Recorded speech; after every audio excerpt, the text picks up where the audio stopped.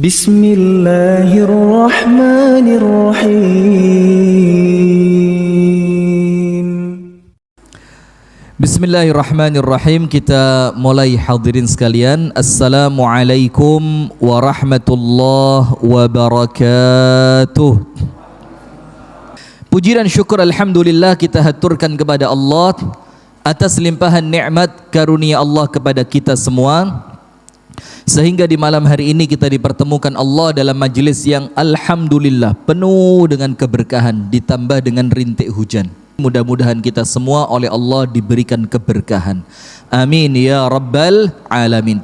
Yang mulai membuka usaha, mudah-mudahan sama Allah dibikin lancar usahanya. Yang sedang ada masalah, mudah-mudahan sama Allah diselesaikan semua masalahnya. Yang punya cita-cita, yang punya harapan, pengen cepet nikah segala macam, mudah-mudahan oleh Allah dikabulkan keinginannya. Amin ya rabbal alamin. Kemudian salawat beriring salam semoga tercurahkan dan terlimpahkan kepada uswah kita, suri tauladan kita dan kekasih kita bersama, Nabi besar, Nabi agung, An-Nabi Muhammad sallallahu alaihi wasallam. Dan pengajian Mujahidin ini, Pak Kus, Pak Jack dan kawan-kawan, ini spesial karena satu-satunya pengajian saya di Kediri yang malam Jumat. Ini ya, satu-satunya pengajian saya di Kediri yang malam Jumat, dan ini spesial banget.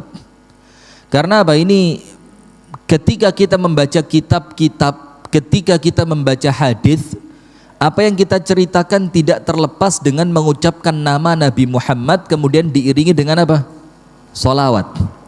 Sementara hari Kamis ini kalau panjenengan sudah masuk ba'da sholat maghrib, itu dalam hitungan Islam sudah masuk Jumat. Berarti sunnah-sunnah Jumat sudah dilakukan. Banyak membaca sholawat, membaca surah Al-Kahfi, kemudian bersedekah. Anda tahu enggak? Sedekah pada hari Jumat itu keutamaannya mengalahkan pada hari yang lain. Itulah kenapa di tempat kita ini rame, gencar sedekah Jumat, betul enggak? Tapi saya ingatkan, ini di Malang sudah kira-kira 6 bulan yang lalu saya ngomong. Di Kediri baru malam ini saya ngomong, karena seharusnya disampaikan di pengajian ibu-ibu. Cuma karena pengajian ibu-ibu libur semua, ya wis lah pengajian bapak dan ibu ya. Jadi sedekah nasi bungkus Jumat itu sekarang tidak efektif. Ini mohon maaf ya, sekarang sudah tidak efektif. Apalagi kalau baginya sak sukanya. Jadi baginya pokok dangtek. Bahkan ada satu orang itu dapat 3, 4, 5 dan dia dijual.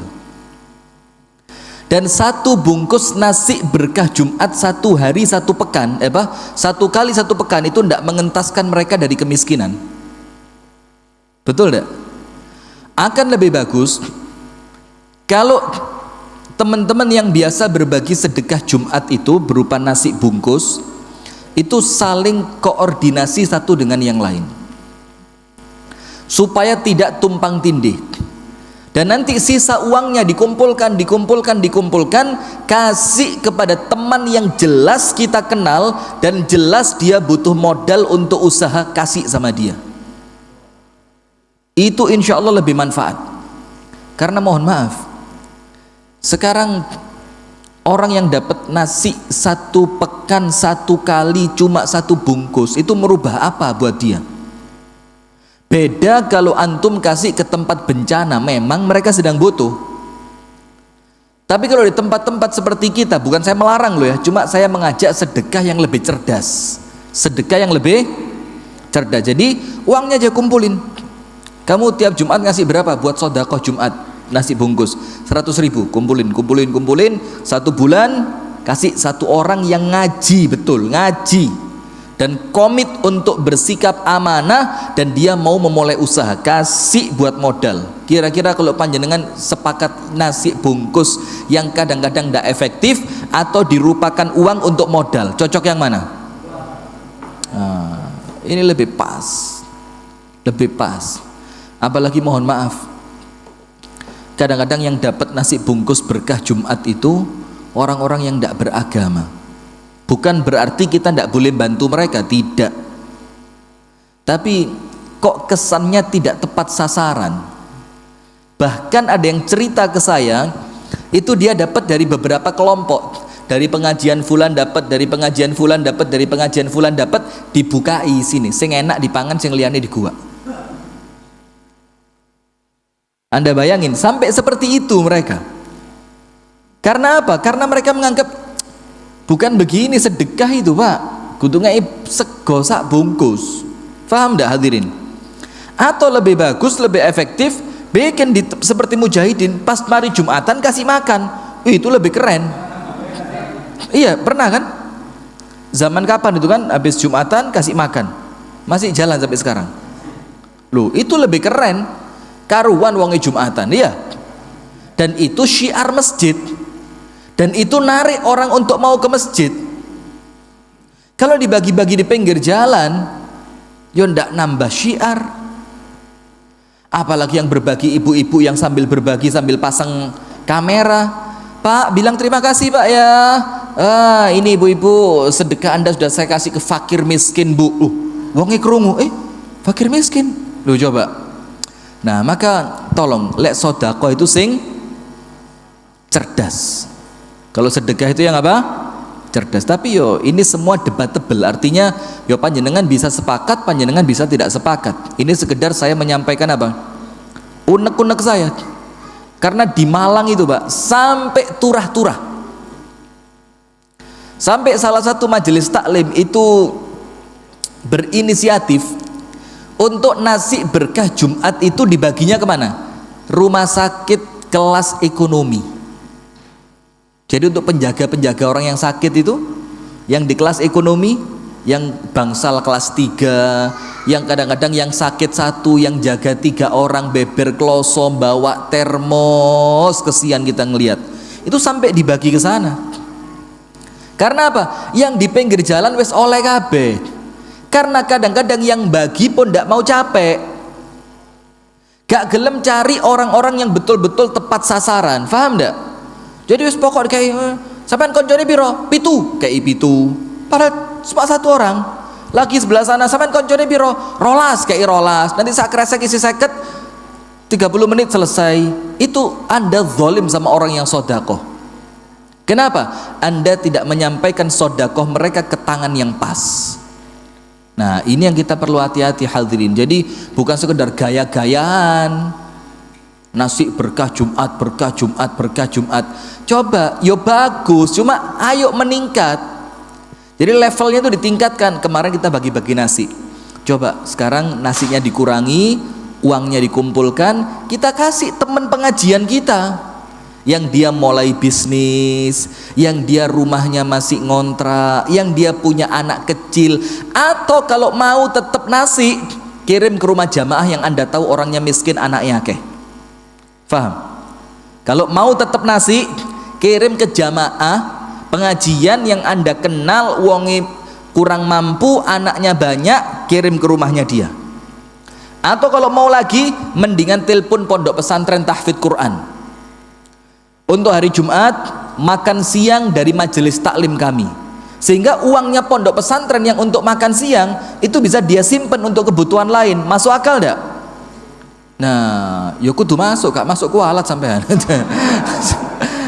Begitu, paham ya? Jadi pesantrennya ditelepon dulu sebelumnya. Santri sampean berapa? 120.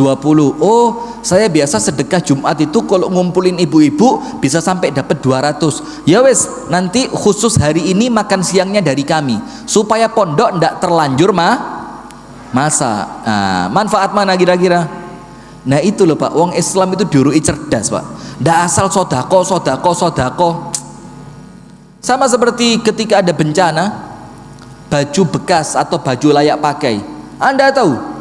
Itu saya ingat banget waktu kelut dulu, sampai gudang-gudang di kecamatan, di gedung serbaguna itu kebak pakaian layak pakai yang ketika dikasihkan sama orang didelok tok ngene buang. Anda tahu terakhirnya diapain? Dibakar. Anda tahu terakhirnya diapain? Dibakar. Kenapa? Karena niatannya bukan sedekah. Orang itu kalau niatannya sedekah ngei sing apik, Mereka itu mengeluarkan baju bekas dari rumahnya mereka, niatin gua sampah, nunut gua no. Serius ini, ya apa enggak? Sing ketika dia mau pakai sudah ndak mau, ketika anaknya disuruh pakai sudah ndak mau, ketika dipakai ini sudah ndak pantas, baru masuk kresek merah, gak usah dilempit, lebok-lebok noai, campur rusuh, campur suwek, campur celana dalam, campur kaos dalam, campur BH-nya perempuan, bungkus nunut sedekah untuk korban bencana. Lah ente nitip buang sampah ini. Nah maka tolonglah Pak, dalam Islam tidak boleh ngasih orang itu sesuatu yang kalau kita sendiri ngasih itu sambil gini loh Pak, membicingkan mata, itu tidak pantas. Faham ya? Kalau sudah faham berarti harus pinter. Sekarang kita masuk dalam kitab Minhajul Muslim yang ditulis oleh Asy-Syaikh Abu Bakar Ibnu Jabir Al-Jazairi rahmatullahi ta'ala alaihi. Semoga Allah meluaskan rahmatnya kepada Asy-Syaikh Abu Bakar bin Jabir Al-Jazairi. Hadirin sekalian yang dirahmati dan diberkahi oleh Allah Subhanahu wa taala, kita sampai pada akhlak tercela yang berikutnya. Jadi yang pertama akhlak tercelanya adalah zalim. Yang kedua hasad. Sekarang kita belajar yang ketiga al-ghish. Ini pas. Ghish. Ghish itu apa? Ghasya itu artinya berbuat kecurangan. Macamnya banyak. Barang elek diwara api. Barang akeh diwara stok terbatas. Terus barang ada aibnya ditutupi titik diwara barang mulus. Itu namanya ghish. Dan hati-hati, Anda dapat untung lebih tapi berkahnya hilang. Anda dapat untung lebih tapi berkahnya apa? Hilang. Anda dapat untung lebih tapi diancam tidak termasuk umatnya Nabi besar Muhammad sallallahu alaihi wasallam. Kalau tidak dianggap umatnya Nabi besar sallallahu alaihi wasallam, itu artinya apa? Anda tidak akan dapat syafaat. Karena belani ngakali. Ini bukan ciri khas orang beriman. Anda tahu tidak? Sistem dagangnya Rasulullah zaman dulu dan para sahabatnya. Orang Islam buka pasar, orang Yahudi buka pasar di Madinah, jejeran. Dan Rasul biarkan itu. Rasul biarkan. Orang Yahudi nyurangi timbangan, lama-lama pasarnya sepi dewe. Orang-orang hatta Yahudi belanjanya ke pasarnya orang Islam. Kenapa? Orang Islam timbangannya mantep, kita tidak dicurangi ke sana. Setelah dengar itu, orang Yahudi akhirnya takut timbangannya dipenuhin juga. Ketika orang-orang mulai kembali ke pasarnya Yahudi, orang Islam tidak kalah Pak. Apa? Ditambahi. 1 kilo ditambahi sak jumput. Mantep-mantepan timbang kurang kok dosa. Sepi lagi pasarnya Yahudi.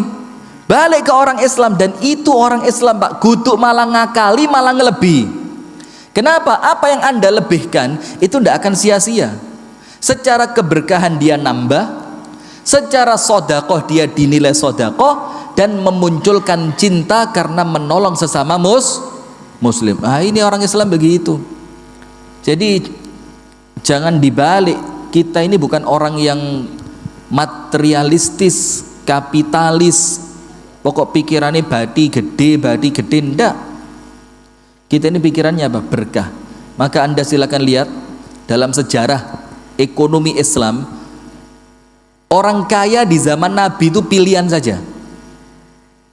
Pilihan itu artinya apa? Pilihan hidup, kepingin kaya bisa kaya. Tapi sayangnya di zaman itu miskin itu lifestyle. Anda ngerti? Miskin itu lifestyle. Jadi mereka kalau miskin itu kayak keren gitu loh. Iki loh rek, orang akhirat. Kamu yang kaya itu orang dunia. Akhirnya ketika mereka miskin tidak malah malu, malah kepingin rebutan miskin.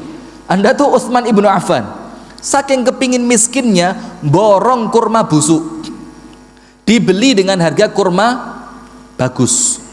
Kata Utsman, khair sudah, bangkrut saya sekarang, saya lifestyle miskin sudah.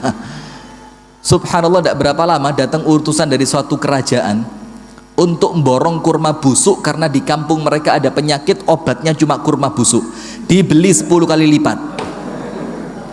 Apa kata Utsman? Jane gak bakat melarat. Jadi soge melarat ya ada sistem bakat-bakatan ya ada ya. Nah maka begitu orang Islam itu, jadi dia ketika berdagang itu yang dipandangan matanya bukan cuma uang, tapi apa? Bagaimana dagangan ini mendatangkan ridho dari Allah. Maka saya tadi ngomong sama Pak Kus tadi, orang dagang itu 3, kasbun halal, kasbun haramun, wa kasbun halalun, wa kasbu barakah. Dagangan haram tidak boleh jual beli, khomer, babi, baju perempuan, you can see, kalau anda tahu bakal dipakai yang tidak boleh jualan, itu haram. Yang kedua kasbun halal, kerjaannya halal. Dodolan apa? Dodolan baju, dodolan mobil, jualan tanah, halal, berkah dan bisa kaya. Yang ketiga dagangan barokah. Apa dagangan barokah itu? Yang dijual adalah sesuatu yang sekedar, bukan sekedar barang dagangan, tapi apa? Dagangannya itu bernilai ibadah dan dakwah. Jualan madu, jualan minyak wangi, mukhallad, mana Rizki mukhallad, jualan minyak wangi, jualan habbatus sauda, halal dia, tapi berkahnya tambah. Kenapa? Selain anda menjual itu, anda juga mensosialisasikan nilai-nilai keislaman, nilai-nilai sunnah. Itulah Rasul mengajarkan kita untuk jadi orang itu seperti penjual minyak wangi kan. Cari teman itu seperti penjual minyak wangi.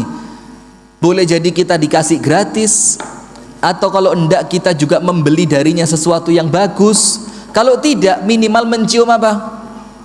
Bau wangi, dan itu orang Islam Pak. Nah sekarang kita akan baca al-ghish. Apa itu al-ghish?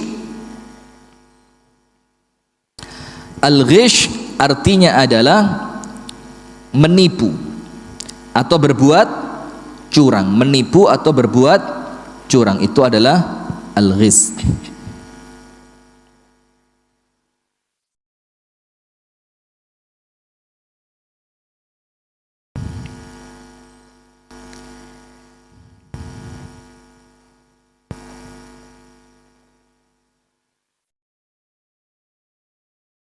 Al-ghish dibacakan, al-muslimu yadinullahu ta'ala bin nasihati likulli muslim. Umat Islam itu dia berjanji di hadapan Allah, dia beragama dengan agamanya Allah untuk senantiasa menasehati setiap muslim. Itu ciri khas orang Islam. Wa tawasau bil haq wa tawasau bis sabr. Itu orang Islam. Wa ya'ishu 'alaiha, dan dia hidup dengan nasihat itu. Itulah orang Islam Pak, ketemu menasehati, nanti kita sedang lemes dinasehati. Begitu orang Islam itu. Falaisa lahu an yaghishal ahadan, maka tidak mungkin orang Islam itu curang kepada seseorang yang lain. Tidak mungkin. Kenapa? Anda tahu tak? Saya nasehatin panjenengan. Apa yang saya inginkan dari Anda? Anda jadi baik kan?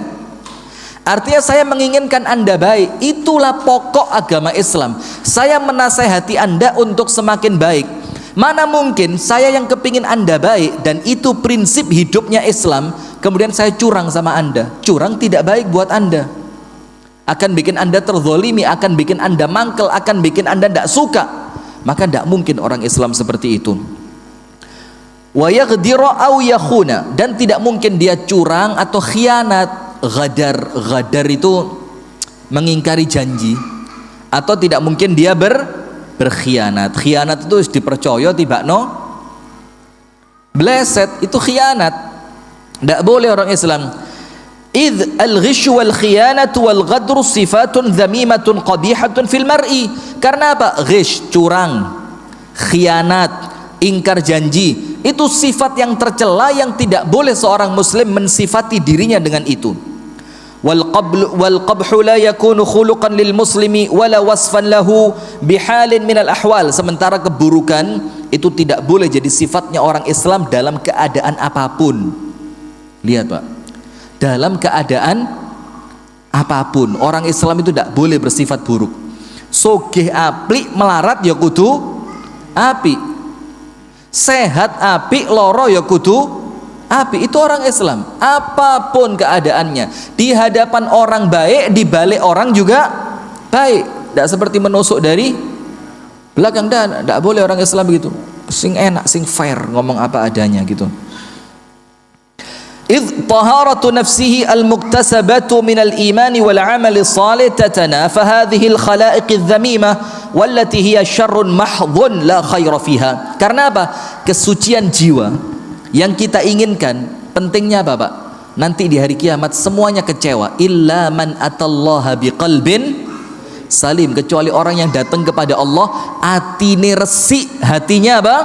Bersih. Nah, kebersihan hati itu yang munculnya dari iman, yang munculnya dari amal soleh, itu bertolak belakang dengan kecurangan.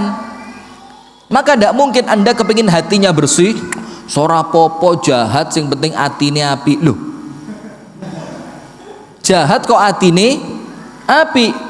Tidak mungkin orang yang atine api ya mesti gak jahat. Maka jangan disalahpahami ya. Rasolat rapopo yang penting mbek tonggo api. Loh, itu sebagian api tapi bukan keseluruhan keapian. Faham? Nah, maka jangan tertipu dengan kalimat yang semacam itu.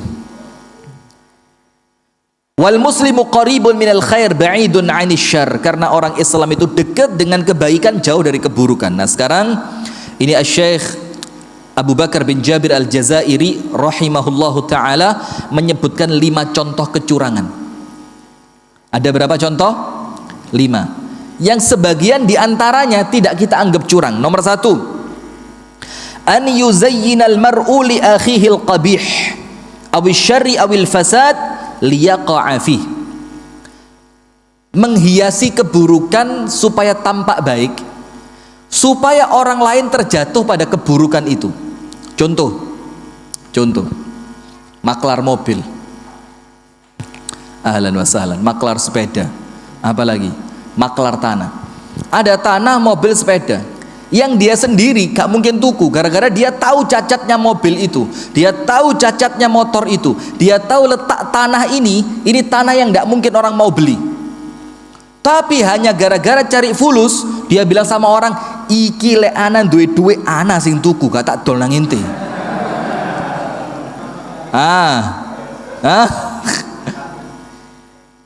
Atau tanah, ini tanah strategis, Pak. Anda nanam singkong di sini, tumbuhnya duren. Ya apa nanam singkong tumbuh duren? Ini padahal kalau dia sendiri tidak akan beli. Itu namanya apa? Menghiasi sesuatu yang buruk supaya saudaranya terjatuh pada keburukan itu. Ini bentuk apa?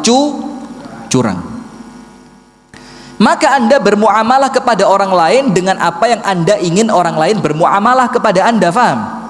Kalau Anda tidak kepingin ditipu sama orang lain, jangan berusaha nipu orang lain. Ketika tanah itu Anda yakin Anda tidak mau beli, jangan tawarkan sama orang lain. Faham sampai sini? Nah, maka menghiasi sesuatu yang buruk supaya keburukannya tertutupi dengan harapan orang lain terjatuh pada keburukan itu. Ini kalau bahasa kita jebak. Maka hati-hati, ini zaman-zaman fitnah. Tidak pernah sekalipun macam-macam, tidak tahu belas karukian. Wal'iyadzubillah, nas'alullah salama wal afiyah. Ketika mau ada grebekan, diincer satu orang, ayo ikut. Enggak mungkin ada apa-apa, aman, tenang sudah. Gak tahu-tahu deh, sepisan melok pas digrebek, langsung beritanya digede-gedein. Ini curang kepada sesama Muslim. Hati-hati ya. Termasuk ini apa? Ini termasuk begini. Sekarang kan musim corona. Sekarang ini musim corona. Mudah-mudahan Allah menyelamatkan kita semua. Amin ya rabbal alamin. Anda sakit. Dan penyakit itu mengarah seakan-akan ini kok nampaknya mirip dengan gejala corona. Maka saat itu jangan keluar rumah. Karena kalau Anda keluar rumah, Anda zalim sama orang lain, Anda curang sama orang lain. Iya kalau bukan corona. Kalau corona, paham enggak? Jadi untuk tetap tinggal di rumah, isolasi mandiri untuk orang yang sakit, itu bukan tuntutan medis, Pak, itu tuntutan agama. Maka Anda nyuruh orang lain untuk isolasi mandiri, apapun alasannya mereka tidak akan ridho, kecuali alasannya agama. Alasannya agama, Pak, Anda tinggal di rumah itu bernilai apa?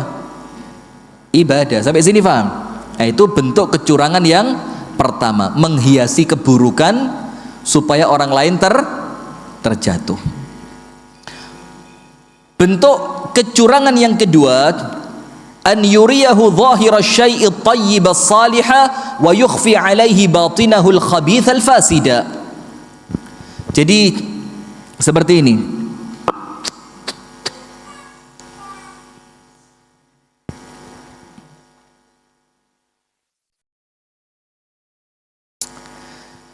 Dia tutupi yang buruk, ditampakkan yang baik. Ditutupi yang buruk, ditampakkan yang baik. Yang ditampakkan ini biasa untuk yang jual beli online, hati-hati. Yang difoto ya apa? Foto ini dideketin banget. Kelihatan barangnya begitu besar. Saya pernah ketipu tas sepeda pancal. Allah, murah kira 120.000. Balik sak mini.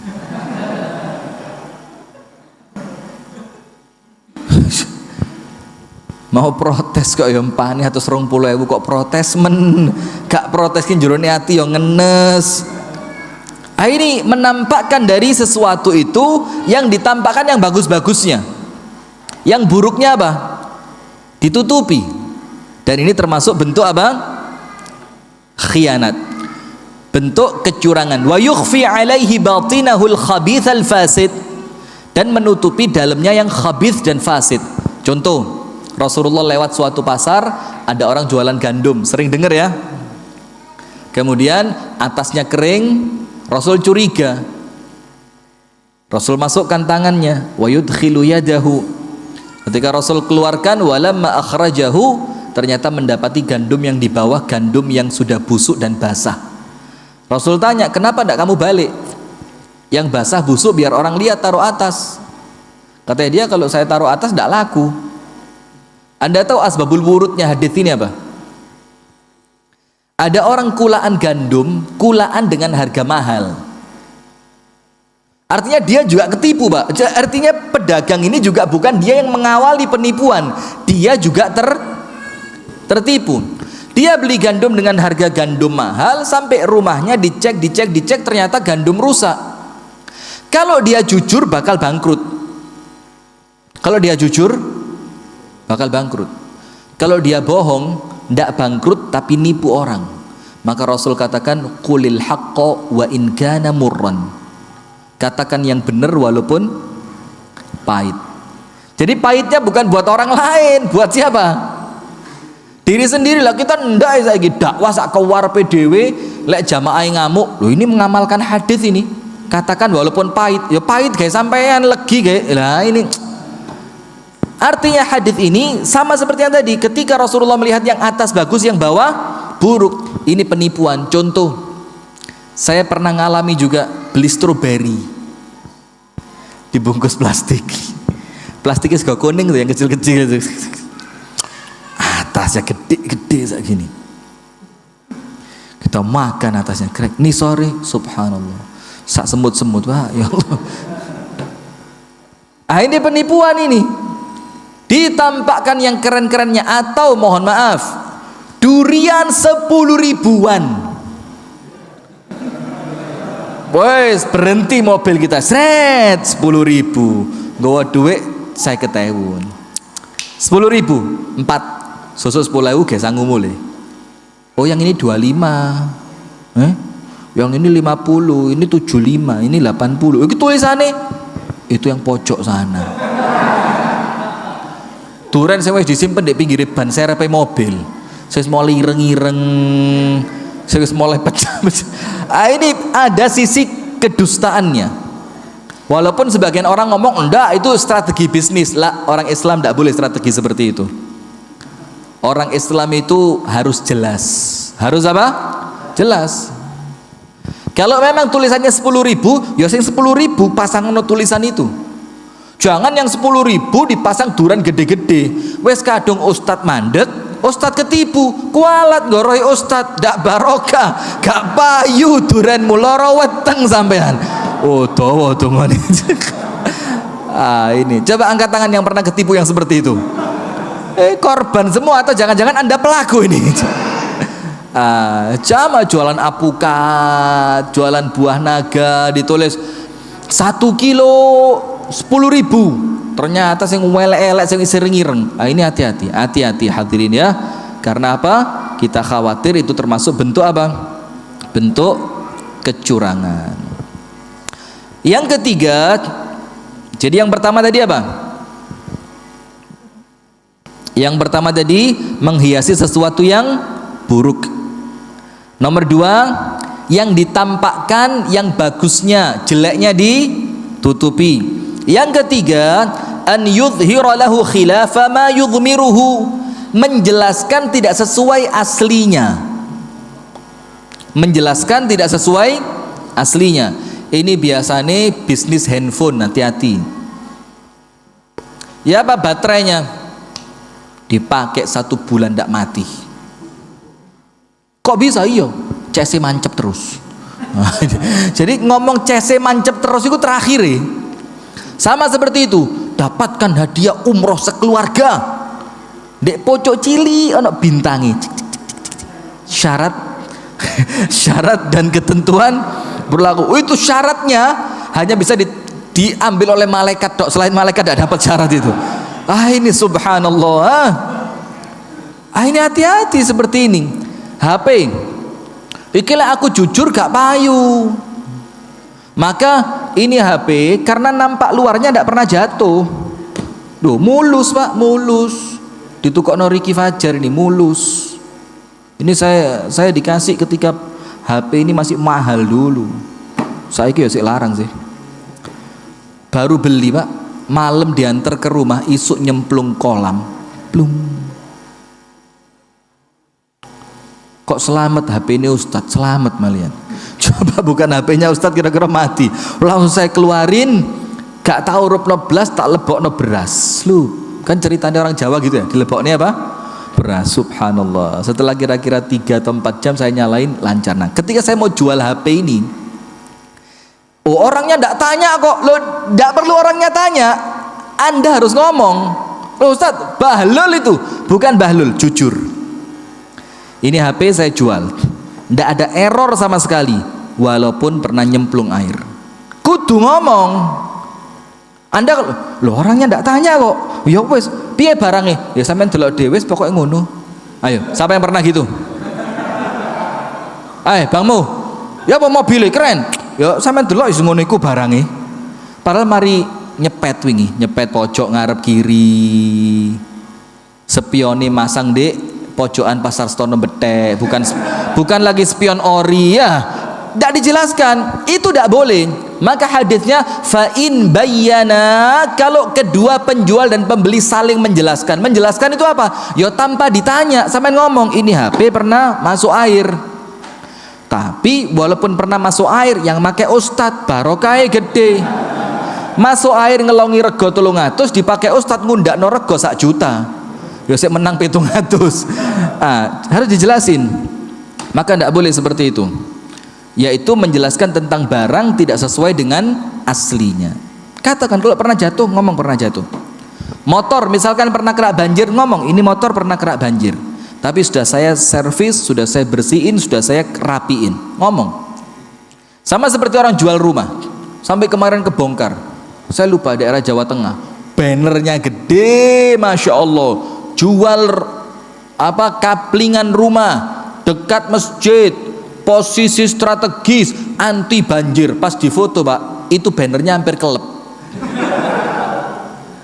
Ini Allah bongkar ini pembohong-pembohong ini ya. Dan itu kalau yang melakukan orang Islam ini musibah. Kalau yang melakukan orang Islam apa? Musibah. Nah, yang keempat, ini penting. Ini termasuk curang ini.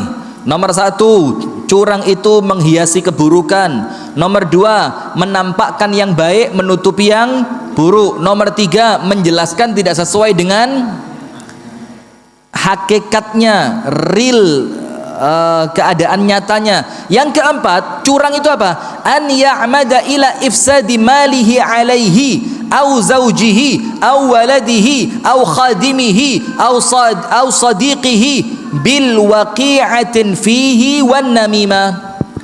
Merusak istrinya orang, merusak suaminya orang, menghasut anaknya orang, menghasut karyawannya orang. Itu bentuk curang. Bentuk apa? Curang. Menghasut. Jadi misalkan ada dua orang suami istri, Masya Allah rumah tangganya baik, rumah tangganya tenang, dia ada masalah tapi minim, tapi dirusak. Ada tetangga datang, Mbak, sampai ndak tahu tak? Itu suami Anda itu, Mbak, kalau pas ngopi di warung sebelah itu ngomong sama yang jualan itu, Mbak, janda umur 27, Mbak. Itu kalau ngomong kayak suami istri. Ini ngerusak. Merusak. Anda kalau nasihati jangan nasihati istrinya, nasihati suaminya, ngerti? Oh, ini nasihat Ustadz. Ini mengingatkan untuk kebaikan, pret. Tidak ada itu ngerusak rumah tangga orang.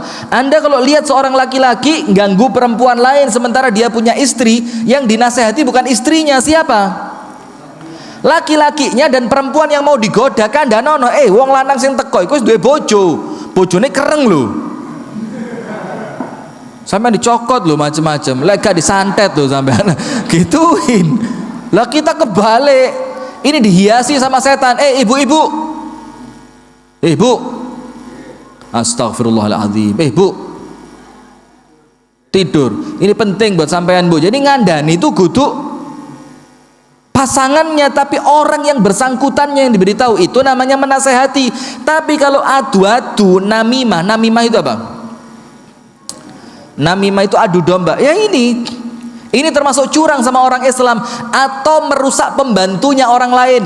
Lapo sampean gelem kerja ndek kono, abot omahe gede ya umbah-umbah ya ngepel ya masak, ndek nggenku lho enak mek umbah-umbah tok. Lho. Coba. Ini merusak. Atau diberitahu pembantunya orang lain, "Aduh Mbak, berapa gajimu?" 700. 700. Kerja di sebelah sana loh, 710.000. Kerja 10.000. Kerja di sebelah sana itu loh 1 juta. Akhirnya si pembantu ini minta sama tuannya, sebelah sana 1 juta.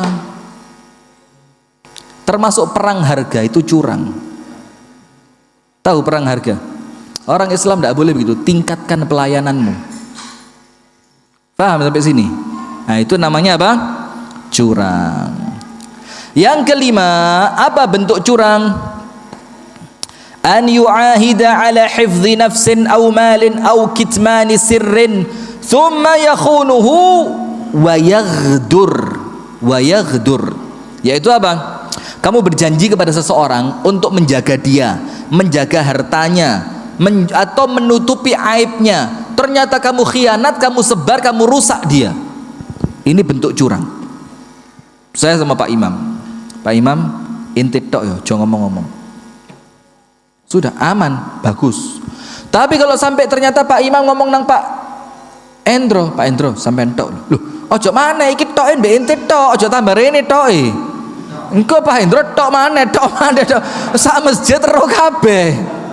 Paham? Ini penyakitnya siapa biasanya? Penyakitnya siapa? Ibu-ibu. Dan repotnya kita ini ndak mau cerita tapi bikin orang penasaran. Itu yang ndak boleh. Contoh, ngomong sama teman di pengajian, Mbak, teman deket kita, Mbak, ada yang nikah lagi. Who's that? Siapa dia? Wis ndak usah. Yang penting sampean tahu aja. Loh, sapa iki asalnya gak penasaran, akhirnya apa? Boleh begini. Bu. Ini penyakitnya ibu-ibu ini. Gak wani nyerita, no, tapi orang dibikin apa?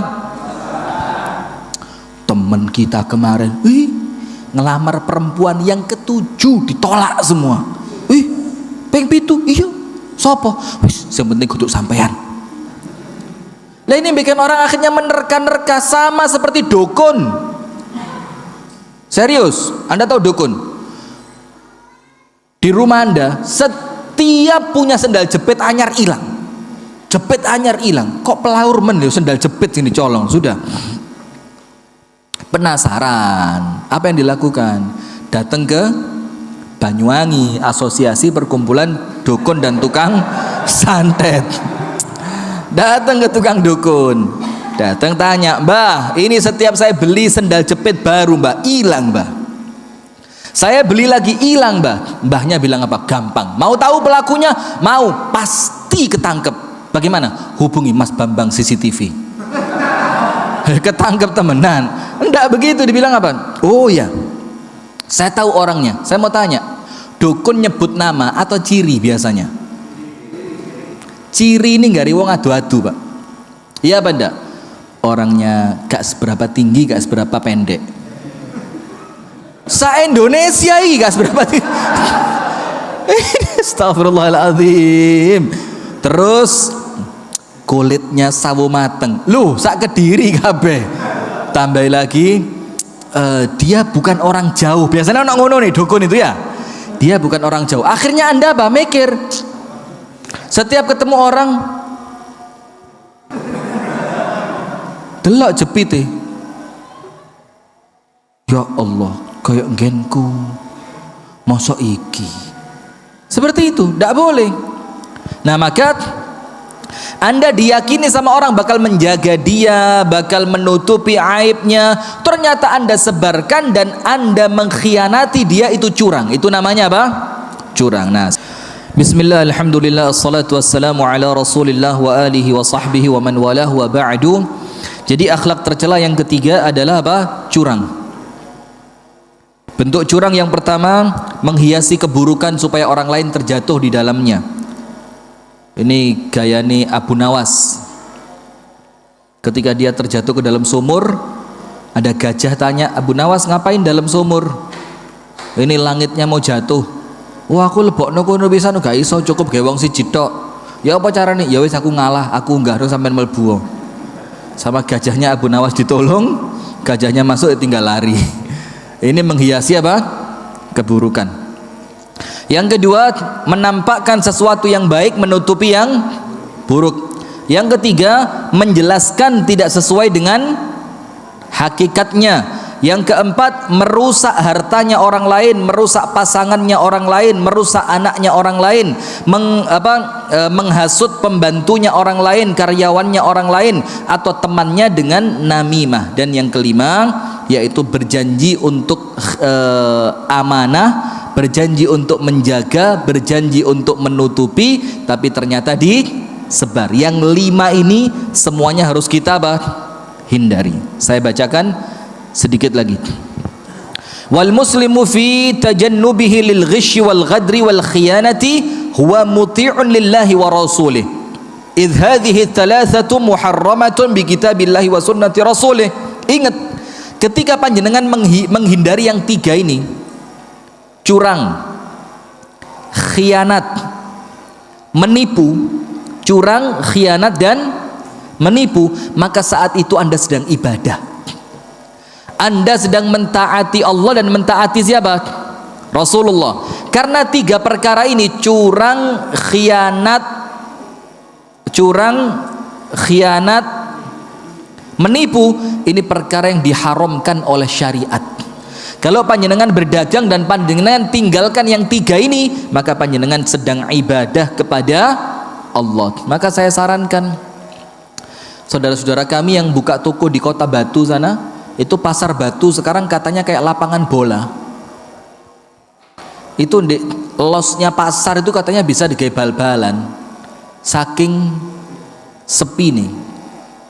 Tapi sayangnya sebagian di antara mereka, ini bukan cuma di Batu ya, di mana-mana, ketika pasar itu sepi, bukan memanfaatkannya untuk membaca Al-Quran, bukan memanfaatkannya untuk mendengarkan tausiah lewat YouTube, lewat Radio ndak, dipakai apa? Main sekak. Main sekak. Ada yang main kartu. Ini apa? Sudah duit ndak dapat, barokah ndak dapat. Nah, maka hati-hati ya, yang semacam itu kita harus hindari dalam perniagaan kita. Sebagaimana Allah Subhanahu wa taala berfirman dalam suratul Ahzab ayat yang ke-58. Dalam surat apa? Al-Ahzab, walladzina yu'dzuna al-mu'minina wal mu'minati bighairi ma iktasabu faqad ihtamalu buhtanan wa itsman mubina. Dan orang-orang yang menimpakan kepada orang mukmin laki-laki maupun mukmin perempuan sesuatu yang tidak pantas untuk mereka dapatkan. Maksudnya apa? Tidak pernah ganggu sampean kok sampean ganggu. Tidak pernah ngakali sampean kok sampean ilokno. Itu namanya memberikan kepada orang lain, mukmin dan mukminah, sesuatu yang dia tidak layak mendapatkannya. Maka apa Allah katakan? Maka orang itu telah menanggung beban dosa yang paling besar. Artinya zalim kepada orang Islam itu dosa gede. Zalim kepada orang Islam dosa besar. Tapi Anda perlu bahagia, Pak. Sebaliknya, kalau Anda tidak zalim, ketika jual beli Anda jujur, ketika berniaga Anda menjelaskan apa adanya, itu juga pahala besar. Itu juga pahala apa? Besar. Ngomong, ini mobil itu bumper depannya pernah nabrak, tapi sudah kami rapiin.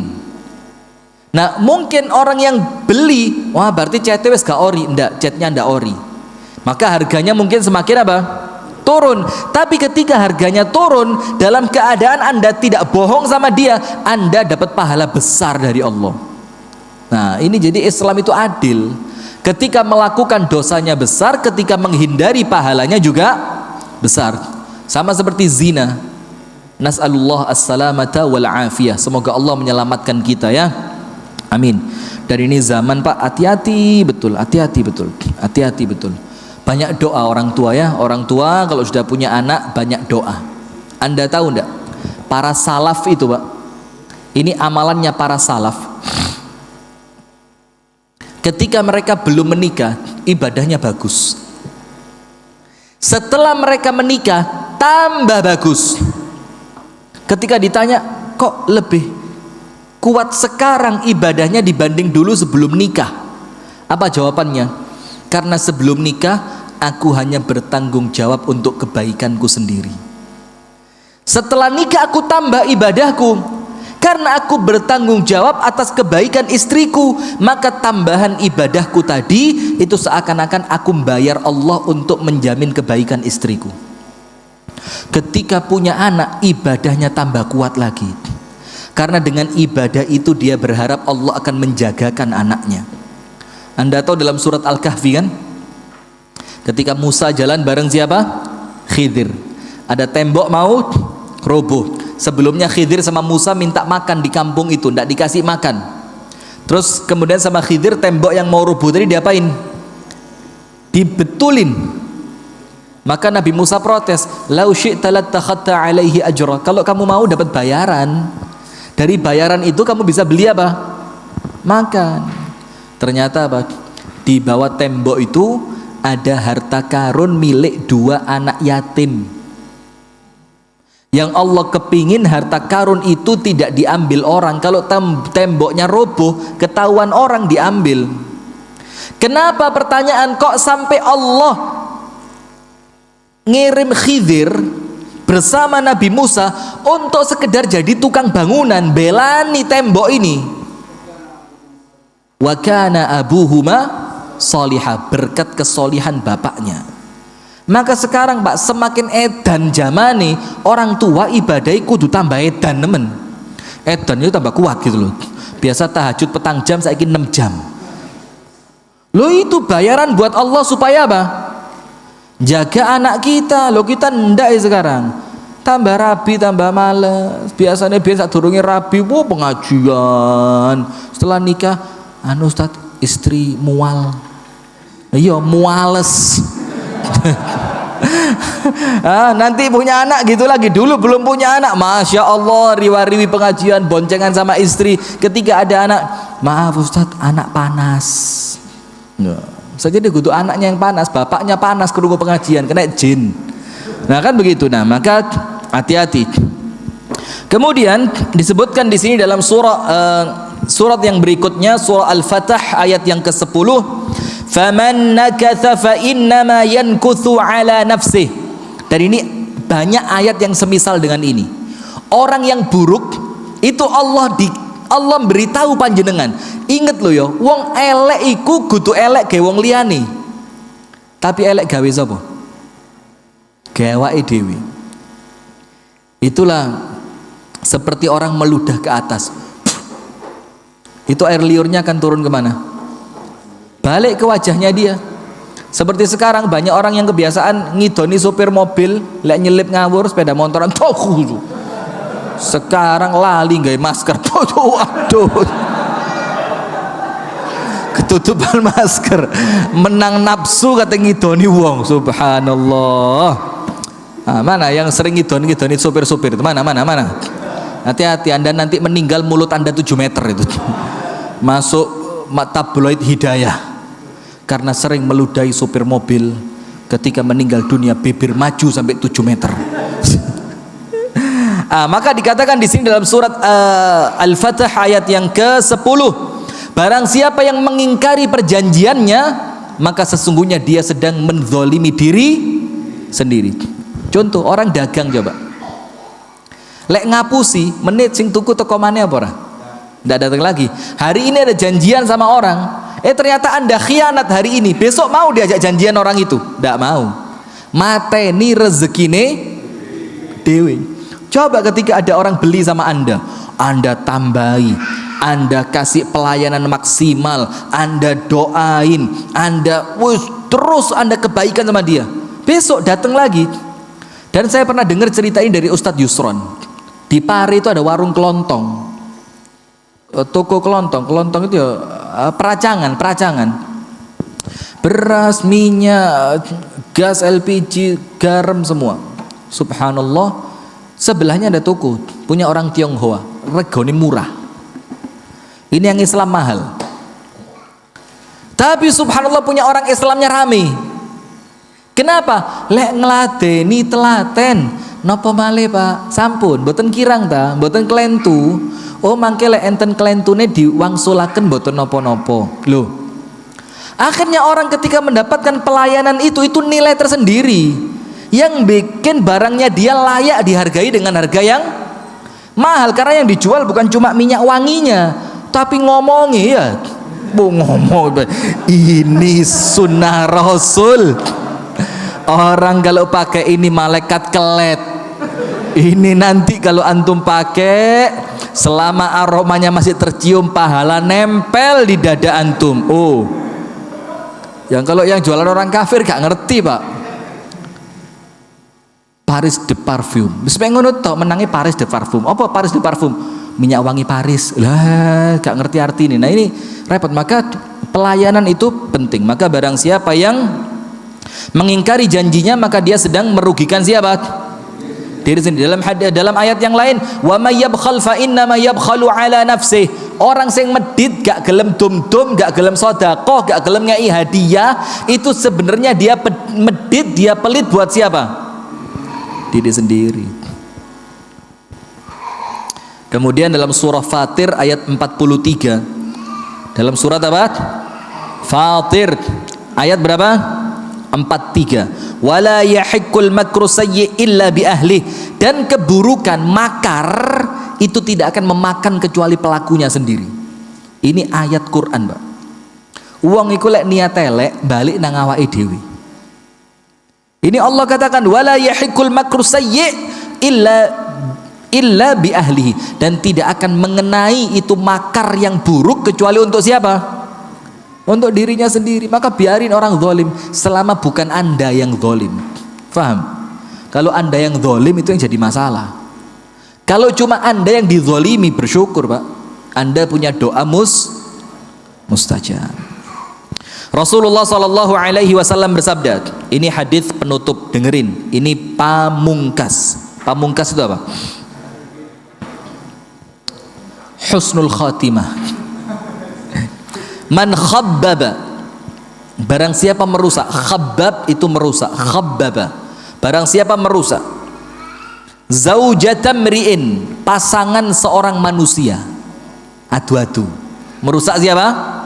Pasangan. Sampai muncul kalimat kutunggu jandamu, itu lah ngerusak pasangannya wong. Akhirnya dia tidak takut cerai. Kenapa? Alah pegatan ada sing ngenteni ya kok. Loh ya apa? Tidak boleh. Ini ketoknya enteng tapi abot Pak. Tidak boleh. Orang Islam tidak boleh sembarangan ngomong itu. Kutunggu jandamu. Lah apa gak golek perawan nih? Iya Pak Zek. Pak Zek girang banget, ada apa? Bu, niki Pak Zek niki ketawanya mencurigakan. Tole-tolean be Pak John. Iya Pak John, iya loh. Sempet ngomong apa Anda berdua tadi? Kok seakan-akan diiyakan gitu. Maka barang siapa yang merusak pasangan seseorang, au mamlukahu, atau merusak budaknya seseorang. Atau mamluk itu bukan budak saja, tapi apa? Harta milik orang lain. Ngerusak omai wong. Kan kita biasa begitu ya. Ngerusak tanamannya orang, kita cabutin. Hati-hati. Sampai Rasulullah bersabda apa? Barang siapa motek satu cabang ranting kecil dari pohon tetangganya, miswak untuk sekedar selilit, itu nanti sama Allah dimintai tanggung jawab di hari kiamat. Nyuklek, klik. Hatta yang Anda cuklek batang kering. Maka tangani lek bahasa saya SD dulu, ojo ngeladik. Iya, tek. Apalagi yang diambil lombok itu tonggo, melaku isu deh. Alhamdulillah jalan pagi penuh berkah, ada cabai pinggir jalan. Barokah piye? Nyolong barokah. Nanti ada tomat, alhamdulillah lengkap. Mulai gak usah belonjo lombok entuk, tomat entuk, ning ngarep kok enek kangkung. Anda niat olahraga atau niat? Nah, ini tidak boleh ya, tidak boleh. Itu sama Allah semua akan dimintai tanggung jawab. Au khadimahu, atau merusak pegawai orang lain. Hati-hati. Termasuk merusak pegawai itu ya bikin pegawainya orang lain tidak nyaman kerja. Itu merusak pegawainya orang lain. Akhirnya produktivitas berkurang, akhirnya kenyamanan berkurang, akhirnya ketenangan berkurang sampai dia pergi. Itu ngerusak. Sementara sekarang perkara-perkara semacam itu kesannya lazim, padahal orang Islam tidak boleh melakukan itu. Falaisa minna, apa hukumannya? Tidak dianggap umatnya Nabi Muhammad. Allahu Akbar. Lihat Pak, merusak istri atau suaminya orang, merusak pembantu, merusak budak, atau merusak harta milik orang lain, atau merusak pegawainya orang lain, maka Rasul katakan falaisa minna, tidak termasuk umatku. Sampai sepenting itu urusan ini Pak, sampai taruhannya itu tidak dianggap umatnya siapa? Nabi Muhammad. Allahu Akbar. Kemudian ada 4 perkara. Barang siapa memiliki 4 perkara ini, munafiqan khalison, munafik yang kafah. Munafik yang apa? 100% mia-mia. Yang pertama, idza haddatsa kadzab, kalau ngomong berdusta. Wa idza ahad ghadar, kalau berjanji mengingkari. Wa idza khasama fajar. Wa idza tumina khan, kalau dikasih amanah khianat. Wa idza khasama fajar, kalau ada masalah sama orang curang. Apa artinya kalau ada masalah curang itu?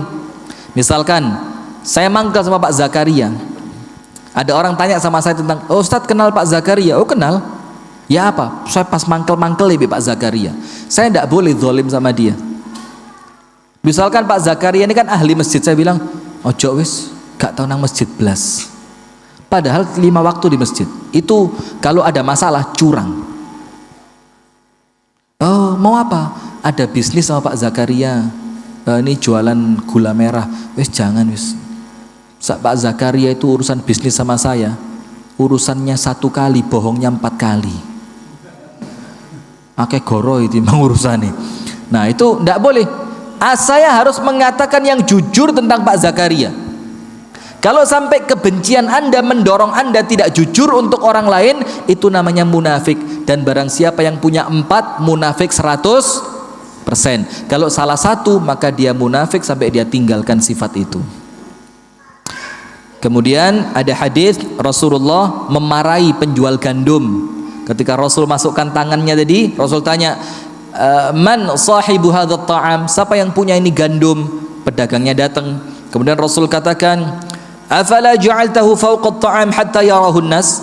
Kenapa kamu tidak letakkan yang basah di tempat yang khusus supaya orang bisa bedain mana basah mana kering? Atau kamu taruh yang basah di atas supaya orang tahu barangmu basah? Orangnya diem tok. Rasul bilang, man ghasyana falaisa minna. Orang yang mencurangi kami tidak termasuk dari umat kami. Nah itu sifat tercela yang kita baca di malam hari ini. Yang berikutnya insya Allah yaitu riya dan ujub. Riya dan apa? Ujub. Semoga ada manfaatnya. Kurang lebihnya mohon maaf. Saya umumkan hadirin sekalian, kami dari Yayasan Sayap Dakwah Organizer punya program tabungan Ramadan. Punya apa? Program tabungan Ramadan. Itu panjenengan boleh sedekah berapapun. Dan kalau sesuai paket, satu paketnya 50.000 dan kelipatan. 50.000, 100.000, 150, 200, monggo. Di bawah 50 pun kami terima. Dan setiap panjenengan sedekah 50.000, panjenengan dapat 5. Nomor 1, ngasih buka puasa, makan, minum, buah untuk 3 orang. Santunan untuk fakir miskin muslimin. Santunan untuk mu'alaf yang miskin. Santunan untuk santri dan bukan semua santri, khusus santri tahfidz Al-Quran yang kita kasih. Dan yang kelima, untuk operasional dakwah. Jadi saya ketemu yang Anda kasih buat kami, Anda dapat 5 jalur sodakoh.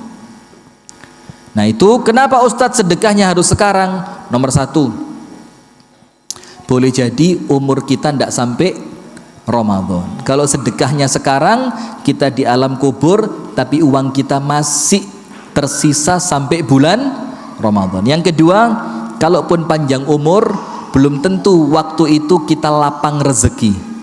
Apalagi kalau masuk Ramadan biasanya mulai banyak apa? Pengeluaran. Ini mau Idul Fitri, baju baru anak, segala macam. Yang ketiga, kalaupun ada umur, ada rezeki, belum tentu semangatnya ada. Maka kita jaga mulai sekarang, kita sedekahkan mulai sekarang 50.000 dan kelipatan. Ustadz saya tidak punya 50, saya ngasih 30. Ahlan wa sahlan, monggo. Silahkan, nanti insya Allah kita akan terus update laporannya. Ini setelah program ini kita lakukan kira-kira hampir 2 bulan, telah terkumpul kira-kira 87 juta. Insya Allah kita punya target tembus 200 juta ya. Nanti kita akan keliling ke pondok-pondok tahfidz Al-Quran, kita akan bagikan bingkisan, kita akan bagikan yang menyenangkan lah buat mereka ya. Dan insya Allah panjenengan kegerujuk barokahi. Amin ya rabbal alamin. Semoga ada manfaatnya. Oh, dikirim kemana Ustadz? Ke nomor rekening SDU. Nomor rekeningnya adalah sebentar saya bacain ya. Kalau mau transfer, kirim ke nomor rekening Yayasan Sayap Dakwah Organizer di BNI Syariah atas nama Yayasan Sayap Dakwah Organizer. Nomor rekeningnya 071, kada sing nulis, kada sing semangat sedekah, tapi husnudzan. Nomor rekeningnya berapa? 071 679 2786. Gampang. 071 679 2786. Dan kalau panjenengan transfer, kasih keterangan tabungan Ramadan supaya tidak masuk ke pos yang lain. Karena SDO ini nerima donasi banyak. Untuk operasional dakwah iya, untuk santunan fakir miskin iya, untuk pengadaan alat iya. Maka kalau panjenengan tidak nulis sedekah Ramadan, kita akan masukkan ke pos yang lain.